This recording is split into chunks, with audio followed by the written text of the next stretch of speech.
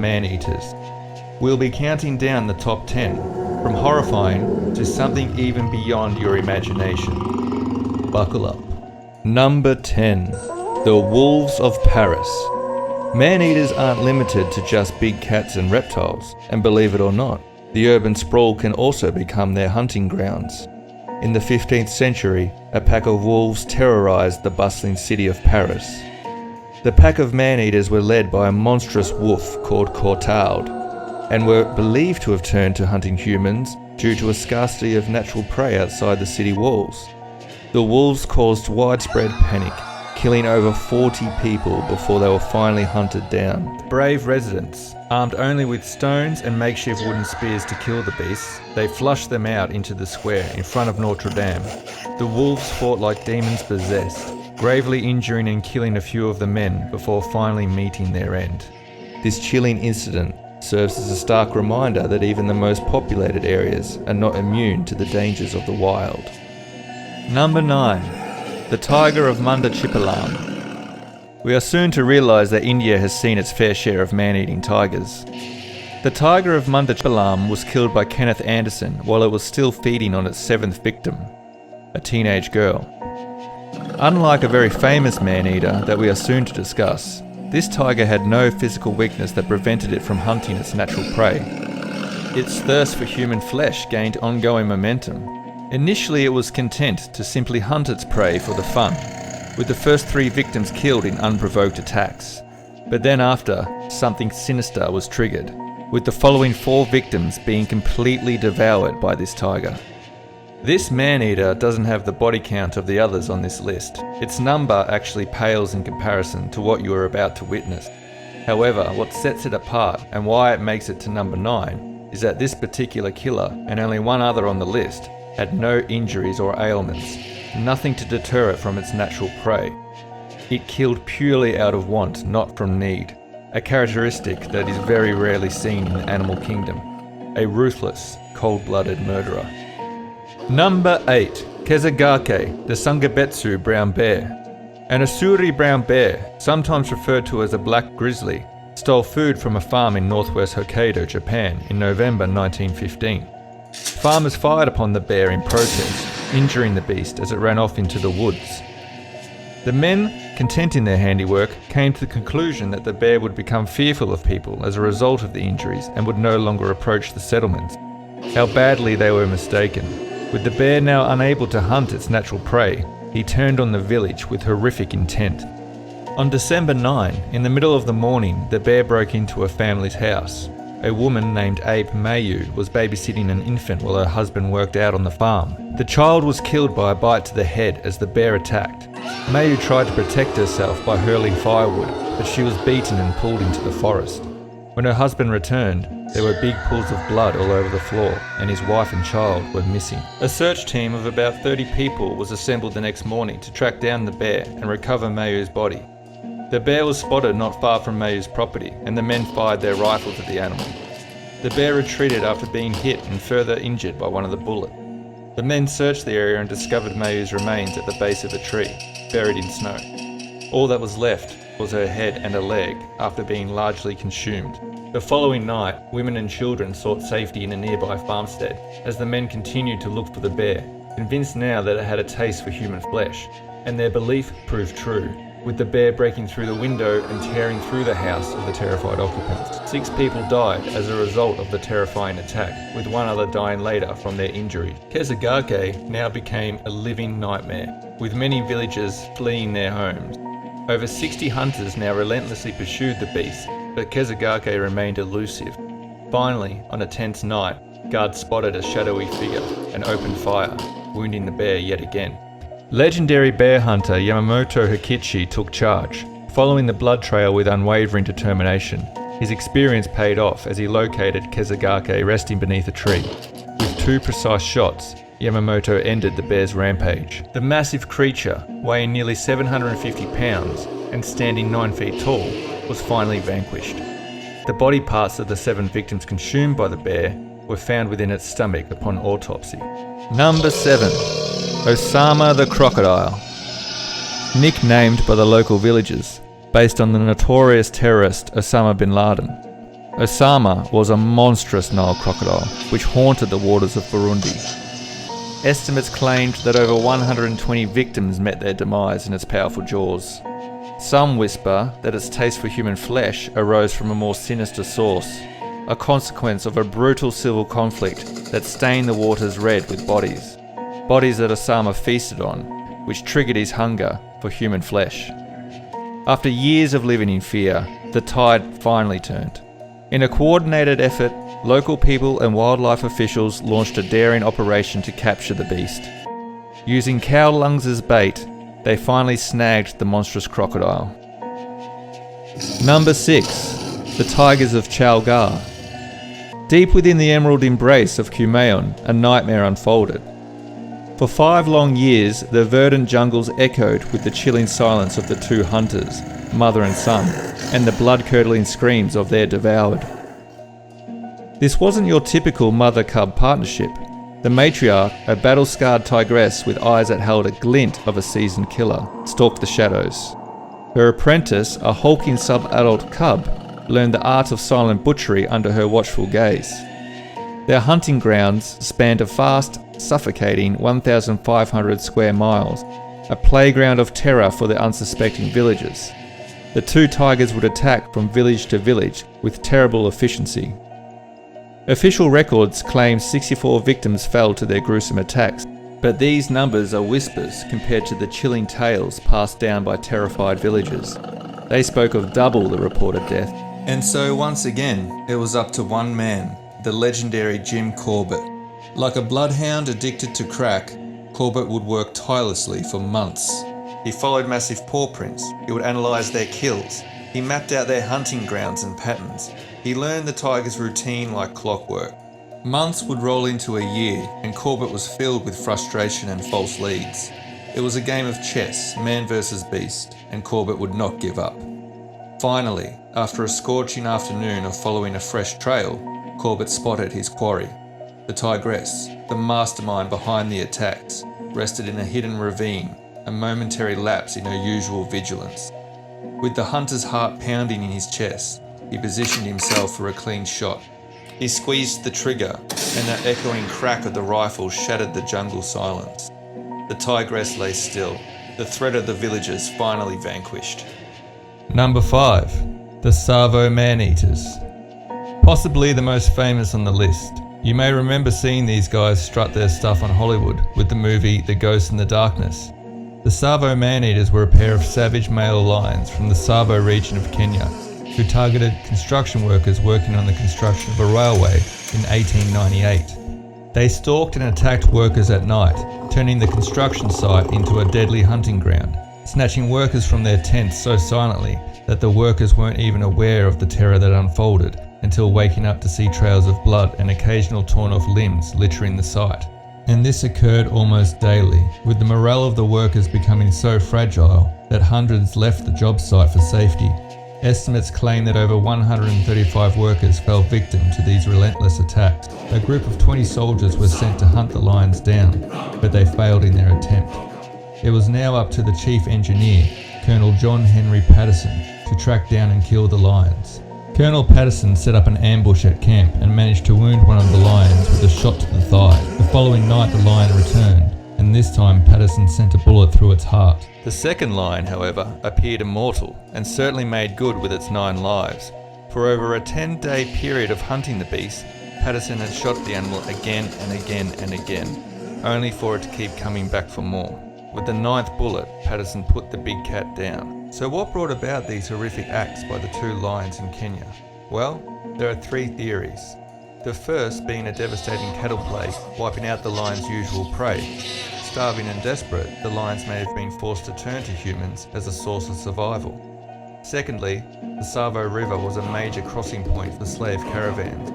Often these caravans littered the grounds with dead bodies, creating a morbid buffet for the lions, which may have whet their appetite for more of the same.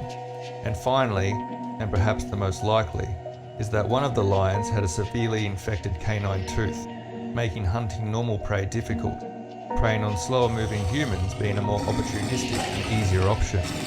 If you're interested in seeing these 2 man-eaters in person, Their bodies are now on display in the Field Museum of Natural History in Chicago. Number 4. The Leopard of Rudaprayag. The Himalayas, a breathtaking tapestry of snow-capped peaks and rugged beauty, but beneath lurked a nightmare. The Leopard of Rudaprayag, a monstrous, hulking leopard that stalked the treacherous slopes for 8 long years. Once villagers finally became aware of this cunning man-eater, they opted to stay indoors for safety in fear of their lives. However, that's when the nightmare truly sprang to life. The Leopard of Rudaprayag clawed into homes from the thatched rooftops above and snatched victims straight from their beds. In total, and according to records, 125 people lost their lives to this vicious man-eater. The legendary hunter Jim Corbett believed it had a taste for human flesh after feasting on bodies left unburied during a deadly epidemic. A chilling theory that added another layer of dread to the legend. Corbett landed in Rudaprayag in the fall of 1925 and began hunting. Despite Corbett's great experience hunting man-eaters, the crafty leopard escaped him for more than a year.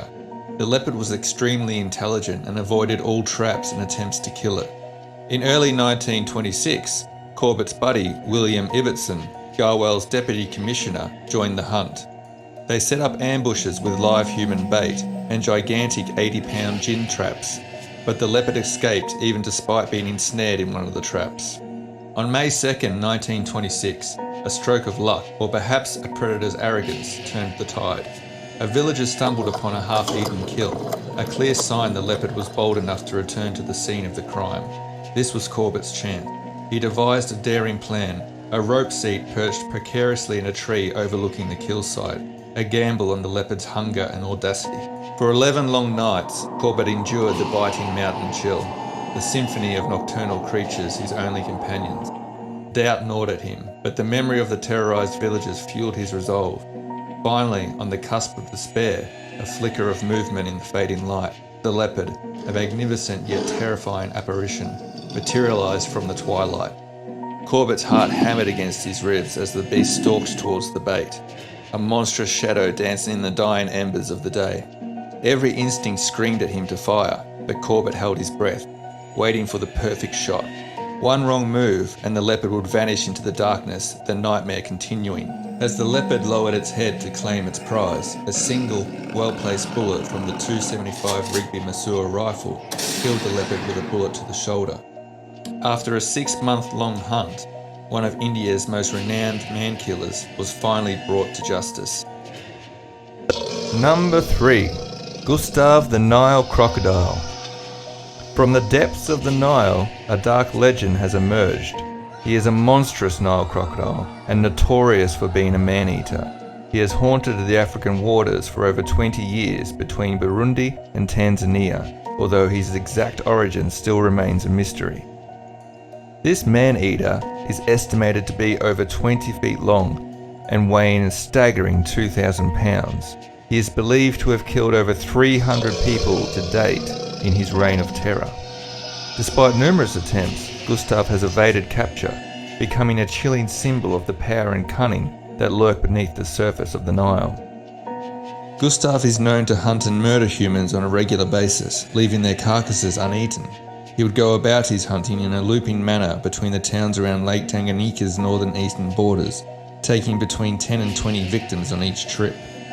It is Gustave's massive size that is regarded to be the primary reason for his hunting of humans, as he is too slow to catch more common prey such as antelope or zebra. He has been known, however, to successfully hunt hippos on several occasions, with witnesses also seeing him dragging huge buffalo to their deaths. So it could be that he really is out there eating humans for his own sick enjoyment.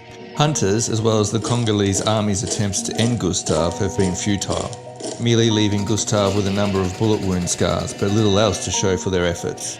Witnesses to his attacks typically describe a characteristic gunshot scar on the top of his head. Some local hunters believe that the crocodile is bulletproof, could come and disappear at will, and that he was a primitive spirit of nature rather than a regular animal. Whatever he is, it is thought that he is still out there to this day, doing what he does best. Number 2. The Panar Man-Eater. The leopard of Panar slaughtered around 400 people within the Almora district of Kumaon, northern India. the body count making it one of the most prolific man-eaters in recorded history. Once the sun went down, the carnage began, as the leopard opted for the cover of darkness to ambush its prey. For years, the leopard was picking off villagers with ease, attacking those walking alone or appearing old and weak.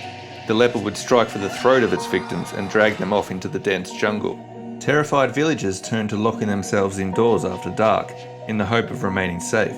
But like the leopard of Rudaprayag, this one also began entering houses through windows and thatched rooftops, tearing out the victim's jugular while they lay in bed, before dragging the body away into the jungle. The death toll was reaching astronomical figures, and the government was at a loss of what to do next, as all their attempts at hunting the beast had failed. And so once again, it was up to the services of legendary James Corbett.